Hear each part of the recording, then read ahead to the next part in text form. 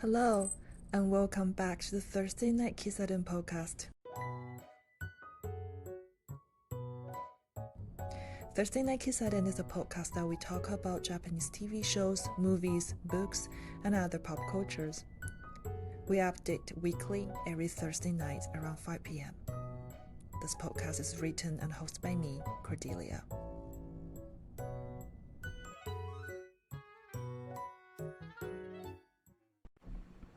Hello and welcome back to the Thursday Night Kissaten podcast. I'm your host, Cordelia. This is the first week of December of 2024, and I hope your workload isn't overwhelming and, the life is treating you kindly. School's finals are here, and the work is just so busy for so many of us. Yeah, this is the time of the year again. But you know what? I think I'm actually doing better than before.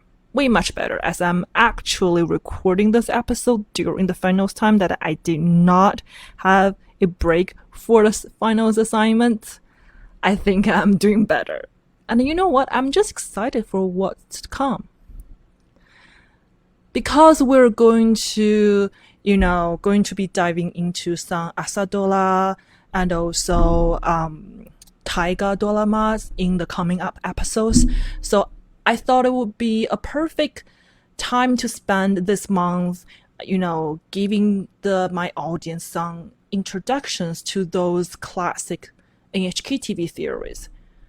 So today, let's start with a bit of the introduction to Asadora 101 with Thursday Night Kissaten.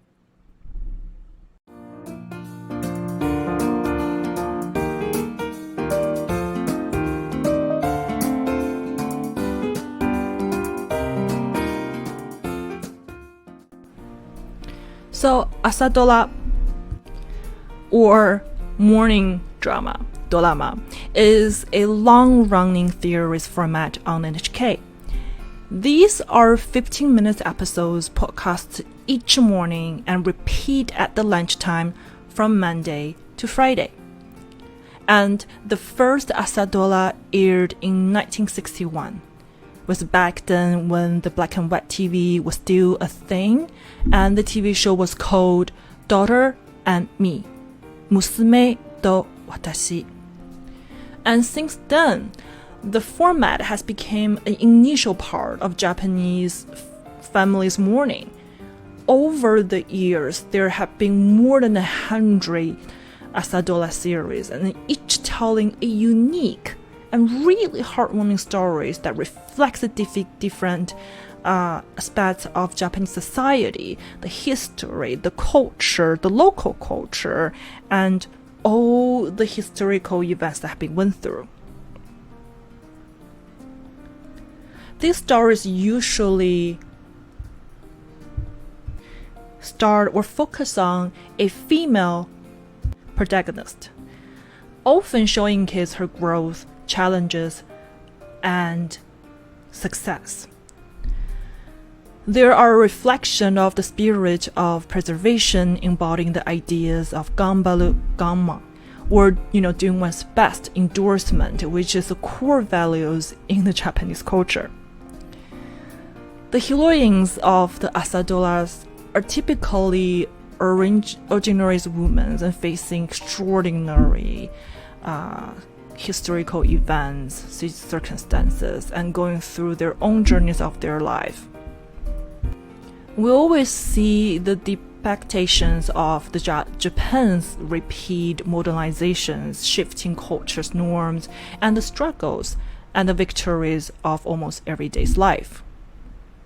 Those stories you see the focus on from a entrepreneurs to a dedicated mother, or every individual character inspires the audience with their resilience and determinations and their own attitudes of the life. The reason why and the importance of Asadora extends beyond just entertainment is also because every individual production is actually not just focusing on this one female character, it's also a one city or multiple cities that behind the story. And this series have become the very huge cultural influential, and as institution itself play a role in preserving and showing kids the history, the culture, and also the most important, the values, the worldviews of Japan. Asadora focuses on ordinary people. Well, not that ordinary, because a lot of those main characters, protagonists, they're actually based, most of the time actually is based on a real person's life stories. So therefore, it shows that their dreams, their struggles, and the small but significant moments that define their lives. And those shows actually gives every single audience a sense of both everyday and epic, the past and the present. It's actually a TV show suits all age, the family to sit together and watch. That's why it has been a very important part of Japanese people's daily morning life.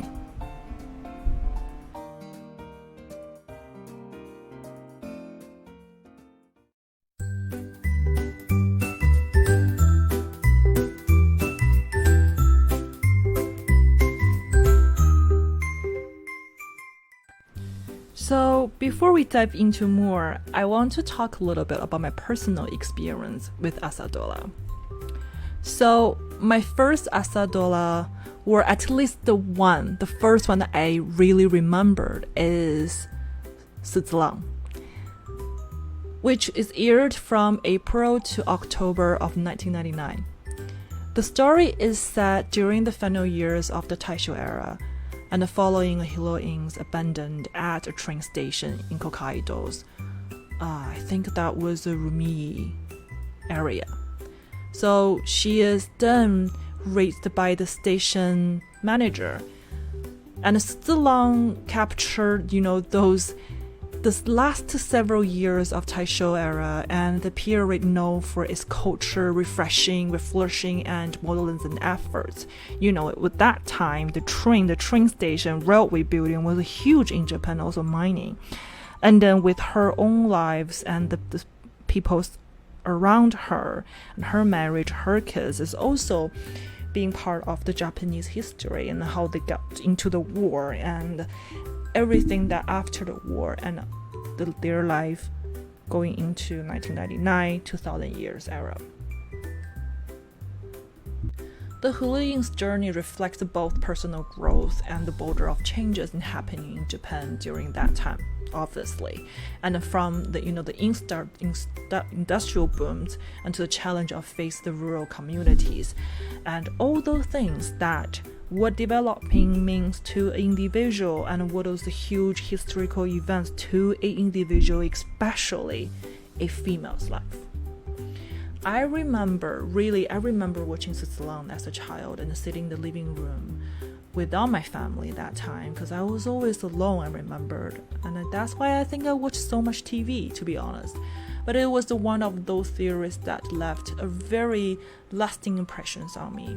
Like especially when the Suzuran, that when this, heroine, she got older and she still chose to work. She just couldn't stop. And her kids have to stop her and saying that please just take a rest. I remember that moment very deeply. And because that the way how it portrayed the heroine's resilience and also with the historical events, it kind of like helped me to relate it to my grandparents' life. The era that they were born and the time that they traveled and from Japan to China and all those his family history. And and faced to so many challenges, this heroines made me think about my own grandmother. And yet she never gave up. And the backdrop of the Taisho era was added a unique charm to the story. I just obsessed with the Taisho era a lot. And it was a time that when Japan was going through the major changes. And then we could see that reflections in every episodes of this show, and from the settings, even to the clothes and to the costumes, the food, everything, every single detail things. I remembered, even though I was watching this show alone, I had this conversation with my grandparents about the show. Oh, they had so much to say about it. But of course, each generation has their own favorite Asadora. Personally, so far, surprised that my favorite is Come Come Everybody. So, which aired from 2021 to 2022. Yes, this one was very recent. And then, I promise here it's not just because Mazumura Hokuto played a key role in this Asadora. I just love the stories, which is mixed with the, English learning, jazz culture, the relationships across the 3 generations, the involving dynamic between the mothers and daughters, and then their relationship, from love to hate and eventually to forgive. The thing of the healing and forgiveness is what really kept me hooked in the start. I actually watched it start from the beginning, from the episode 1 to finish. Which means that there are a lot of shows that I didn't watch will happen in the middle, but just waited for it for a while and then watched the last several episodes.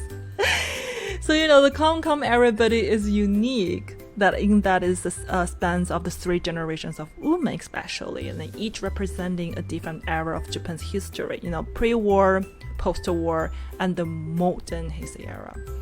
And incorporated with the jazz culture and English learning with the radio program was also very fascinating, because this is actually recorded many Asians how we actually learned English. We start with the radio programs. And then highlighting the influence of Western culture on Japan or the whole Asia, and just how it shaped individuals' identities and family dynamics. People maybe never thought about that one language learning, studying, and actually can change so much in one person's life, isn't it? So the show very, very beautifully portrayed how the experience of one generation could ripple through the next, and creating both complex and deep endurance connections. A lot of people do not believe the fact of the intergeneration trauma, but this show definitely manifested and explained it in a really, really good way. That it's just so a great reminder for how culture, whether it's music or language or even traditions itself, can both drive and unite people, divide and unite people. Language is powerful, and I think that's the reason why the colonizers always make the native people first things is to forget their mother tongue, because they do know that the words is like the spell, and this is the language with the power within it.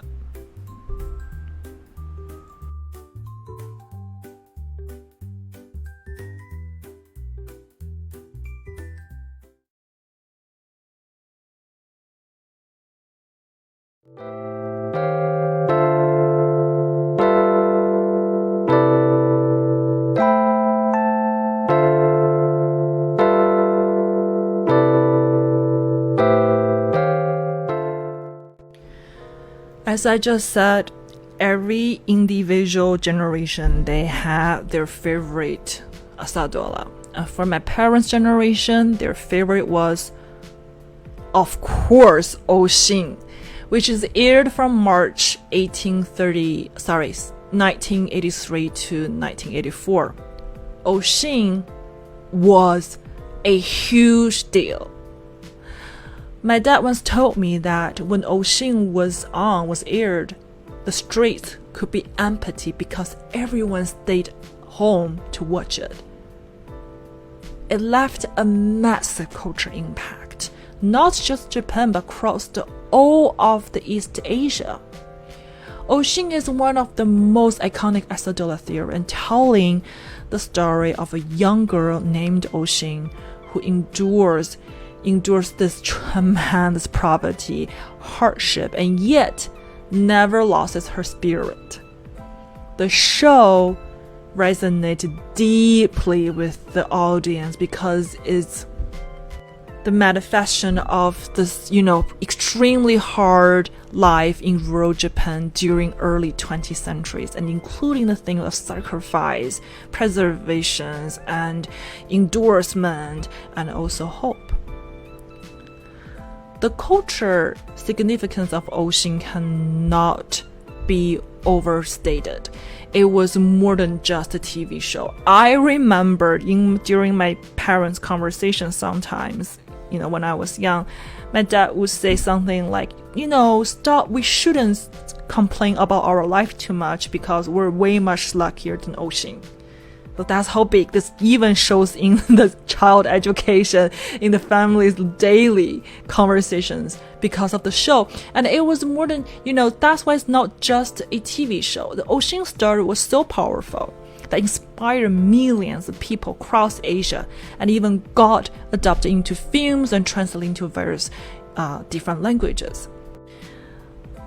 Oshin actually was aired among the 33 countries outside Japan. It was one of the most successful TV shows and beyond the culture and everything that left in the history.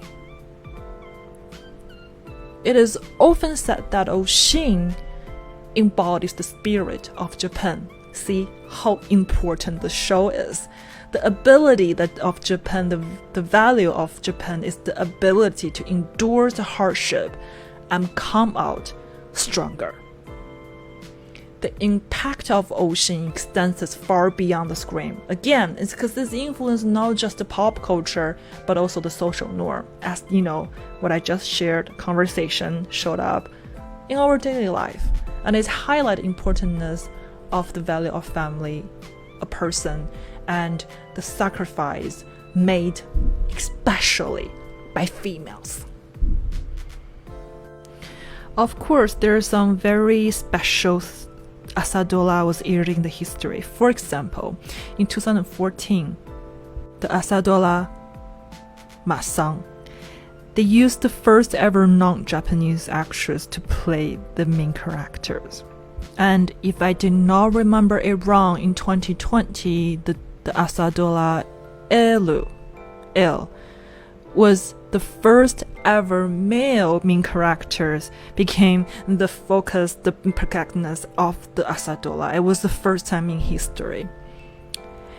We will talk more in the next episode next week about the gender role that Asadora and Taiga actually played in the Japanese TV and podcasting history. And of course, we'll talk a little bit about the topics and social issues in Asadora and the cultural legacy of Asadora itself in the next week episode. I can't wait to dive deeper into, some special theories and episodes with you in the coming episodes. And we will definitely explore more about what makes Asadora that special and those very unforgettable female characters, and the cultural insights and the historic lessons, also the emotional journeys. Thank you for joining me today on the Thursday Night Kissaten podcast. Remember, life is full of ups and downs, but just like in Asadora.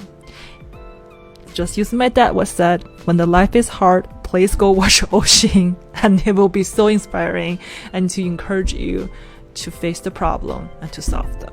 I hope so, but that's not the solution.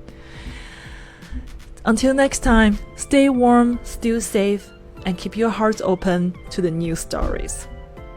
See you soon.